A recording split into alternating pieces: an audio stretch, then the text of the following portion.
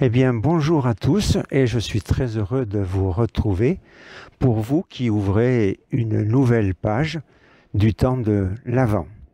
Alors, comme nous sommes dans le temps de l'Avent, dans ma jeunesse, il y a quelques années, nous avions l'habitude pour ce temps de découvrir de très belles histoires de Noël et tout cela avec un message tout à fait particulier.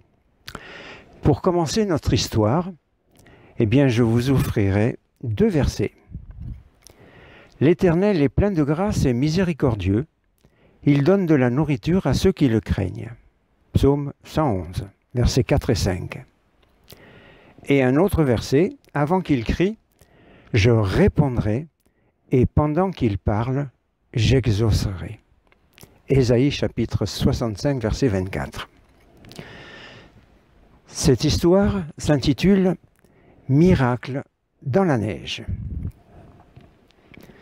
Dans une maison isolée des Highlands écossais, vivait une veuve seule et sans ressources, mais qui avait une confiance absolue en Dieu.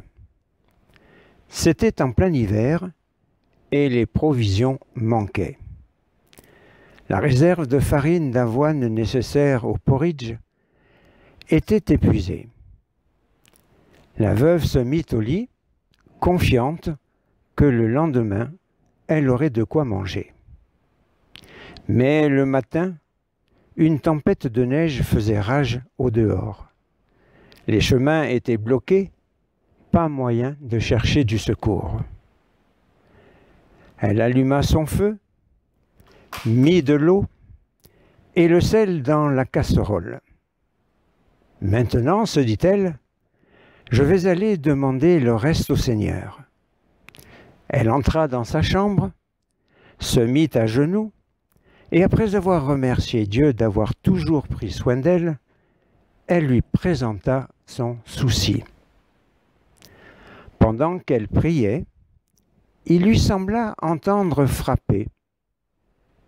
Oui, des coups retentissaient avec toujours plus de vigueur. Elle ouvrit et reconnut toute couverte de neige la fille d'un fermier voisin qui entra et jeta un sac à terre. « Je ne sais pas ce qui a pris à mon père ce matin, dit-elle, mais il ne m'a pas laissé tranquille jusqu'à ce que je parte pour vous apporter ses provisions. »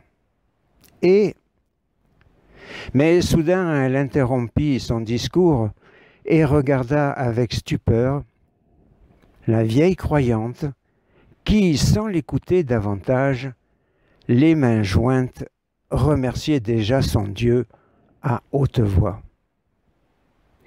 Ne voudriez-vous pas connaître un tel Dieu, vivant et vrai? C'est dans la Bible qu'il se révèle, et je vous souhaite, pour ce temps de l'Avent, eh bien de le découvrir et d'ouvrir les pages de ce magnifique livre.